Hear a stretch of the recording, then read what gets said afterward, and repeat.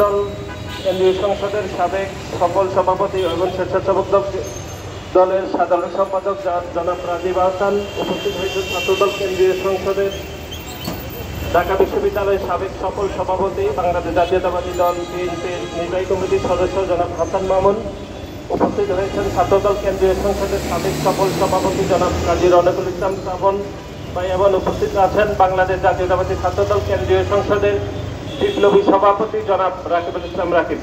আমি এ পর্যায়ে সংক্ষিপ্ত কিছু বলার জন্য অনুরোধ করছি বাংলাদেশ জাতীয়তাবাদী ছাত্রদল কেন্দ্রীয় সংসদের বিপ্লবী সভাপতি জনাব রাকিবুল ইসলাম রাকিব ভাইকে। বিসমিল্লাহির রহমানির রহিম। ছাত্রদল কেন্দ্রীয় সংসদের সাবেক সহ সাধারণ সম্পাদক, আমাদের দীর্ঘদিনের রাজপথের সহযোদ্ধা এবং সকল আন্দোলন সংগ্রামের অগ্রপথিক যিনি ছিলেন, সেই সৈয়দুর রহমান সোহেব আমাদের কাছ থেকে চিরবিদায় নিয়েছে। আমরা প্রথমেই সোহেবের আত্মার মাগফিরাত কামনা করছি।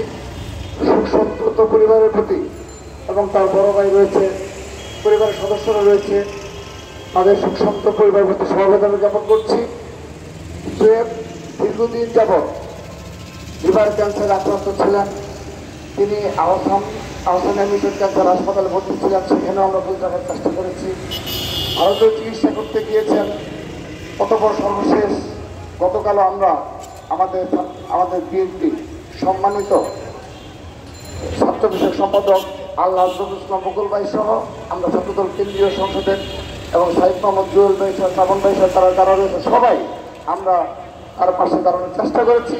কিন্তু আমাদের নসিবে ছিল না, আমাদের প্রিয় সহযোদ্ধা আমাদেরকে ছেড়ে চলে গিয়েছে। আমরা সোহেবের মহান রাব্বুল আলামিনের নিকট প্রার্থনা করছি এই পবিত্র রমজান মাসে উছিলায় এবং সর্বশেষ যে নির্যাতন ভোগ করেছে সোহেব এবং তার সহকর্মীরা, তাদের এই আত্মত্যাগের বিনিময় হলেও মহান রাব্বুল আলামিন আমাদের ভাই, আমাদের আদর্শিক ভাই, আমাদের রক্তের বন্ধনের ভাই সোহেবকে যেন ক্ষমা করে দেন, তার সকল গুনাহ ক্ষমা করে দেন, তাকে যেন বেহেশত নসিব করে। আজকে আমি সেই কামনা রেখে